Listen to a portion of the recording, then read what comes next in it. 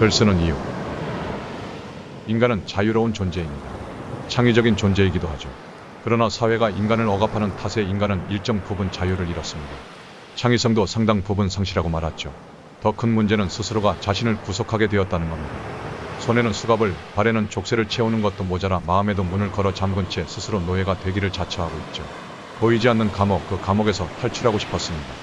해방자가 되기로 결심한 거죠. 내면에 있는 어린아이의 목소리에 귀를 기울이기 시작한 건 그 이후의 일입니다. 아이는 자유를 갈망했고 무언가를 창조하기를 원했어요. 구속의 말에 길들여진 어른과는 달리 아이는 해방자의 말을 찾고 싶어 했습니다. 이제껏 무의식을 짓눌러왔던 구속의 말로부터 벗어나 자유를 되찾고자 하는 거죠. 어른들도 감옥에서 탈출하기를 원하는 건 마찬가지예요. 그러나 그들에게는 모험을 감행할 만한 용기가 없습니다. 고통의 강을 건너 자유의 언덕에 도달하려면 위험을 감수해야 하거든요. 저 역시 그런 어른들 가운데 하나였죠. 그러다가 우연히 스에렌 키에르케고르를 만났습니다. 용기를 내면 안정된 발판을 잠시 동안 잃지만 용기를 내지 않으면 자기 자신을 잃는다. 그의 말에서 힘을 얻었어요. 이후 저는 위미라는 회사를 설립했습니다. 지혜와 통찰력 그리고 마음을 의미하는 알파벳의 머리 글자를 따서 만든 이름이죠. 그리고 지금의 동료를 만나게 되었어요. 우리는 인간 해방이라는 비전을 공유하고 그것을 실현시켜줄 해방자의 말을 찾아 떠나기로 했습니다. 그런데 문제가 있었어요. 그 말이 어떤 형식이어야 하는지를 결정해야 했던 거죠. 그로부터 얼마 후 루트비 비트겐슈타인이 쓴 글을 읽게 되었습니다. 생각하는 것을 단순히 주장만 해서는 안 되고 논증을 제시해야 한다. 철학자 버트런드 러셀의 말에 대해 그는 다음과 같이 답했어요. 논증은 아름다움을 훼손한다. 마치 진흙두성이 손으로 꽃을 더럽히는 것처럼. 논증은 중요합니다. 합리적인 근거를 제시하면 누군가를 설득할 수 있으니까요. 그러나 논증을 통해 아름다움을 표현하거나 영감을 주는 건 어려운 일이에요. 인간은 논리가 아니라 감정에 이끌리는 존재이기 때문이죠. 철학 분야에서 십수년간 공부했던 저, 철학은 시적이어야 하며 논리학 역시 그래야 한다고 믿어왔습니다. 물론 현실에서는 잘 받아들여지지 않았어요. 시적인 문체로 논문을 쓸 때면 소설을 쓰냐는 핀잔을 듣기 일쑤였거든요. 어쨌든 저는 시적인 형식 안에 지혜를 담은 말을 찾아 나섰습니다. 그리고 인용문이야말로 그런 조건에 가장 부합하는 문장이라는 걸 깨달았죠.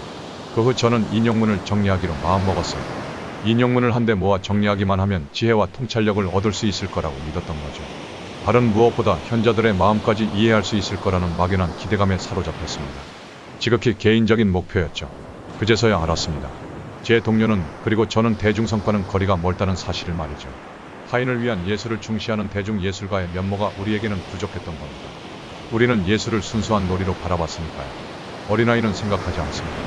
목적을 설정하지도 않고 계획을 세우지도 않아요. 그저 놀이하듯 실험 과정 그 자체를 즐길 뿐이죠.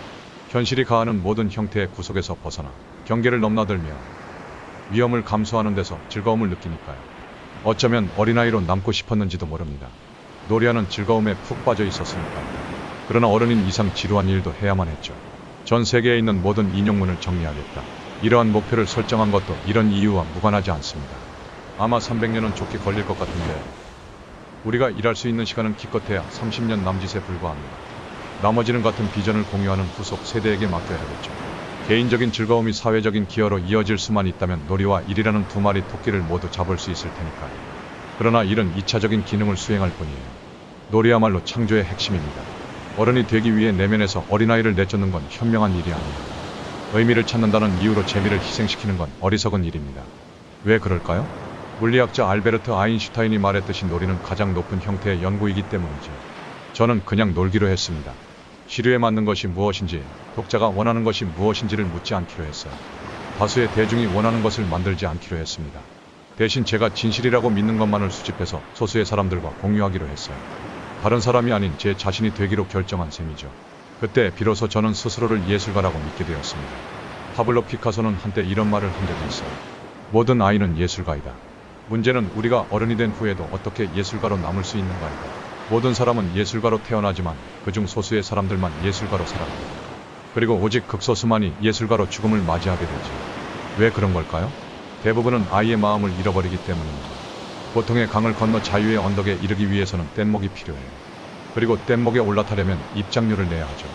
오직 아이처럼 순수한 마음을 가진 사람에게만 뗏목에 탈 수 있는 자격이 주어지는 겁니다. 맞아요. 해방자가 된다는 건 어린아이가 되는 것을 의미해요. 모든 사물을 편견 없는 눈으로 볼 수 있다면 누구나 예술가가 될 수 있는 거지요. 창작은 결국 응시의 결과이니까요. 지난 수년간 해방자의 말을 수집했습니다. 7천여 권에 이르는 장서에서 어린아이의 말을 수도 없이 많이 만났어요. 그러나 방대한 양에 압도된 나머지 명언을 정리할 엄두를 내지 못하고 있었죠. 그러던 중 한쪽 벽면을 가득 채운 천여 권의 책 앞에서 눈길이 멈췄습니다. 말과 글에 관한 책이었는데 그중 절반 이상은 글쓰기에 대한 내용을 다루고 있었어요. 책장을 넘기며 글쓰기에 관한 명언을 발견할 때마다 복사를 했습니다. 그리고 노란색 봉투에 담아두었죠. 우리말로 된 또는 영어나 다른 외국어로 쓰여진 문장을 만날 때면 타이핑을 하곤 했어요. 그렇게 모은 명언들을 다시 주제별로 분류하는 작업을 했습니다. 그랬더니 놀랍게도 20여 개에 이르는 소주제가 나왔어요. 그중 이 책은 글 쓰는 이유에 대한 내용을 담고 있습니다. 나는 왜 글을 쓰는가에는 작가들이 글을 쓰는 다양한 이유가 나와요. 어떤 작가는 순수한 즐거움을 위해 글을 썼습니다. 다른 작가는 돈을 위해, 또 다른 작가는 명예를 위해 펜을 들기도 했죠.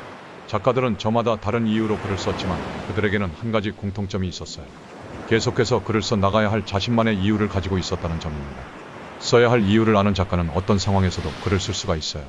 작가들이 남긴 말을 거듭 곱씹어보면서 나는 왜 글을 쓰는가라는 의문에 대해 스스로 답해보기를 바랍니다. 아니, 답을 찾지 못해도 괜찮아요. 어린아이처럼 아무런 이유 없이 글을 쓰는 작가야말로 최고의 작가일지도 모르니까요. 이 책이 글 쓰는 이유에 대한 답을 제시하기보다는 의문을 제기하는 마중물로서의 역할을 할 수 있기를 바랍니다. 감사합니다.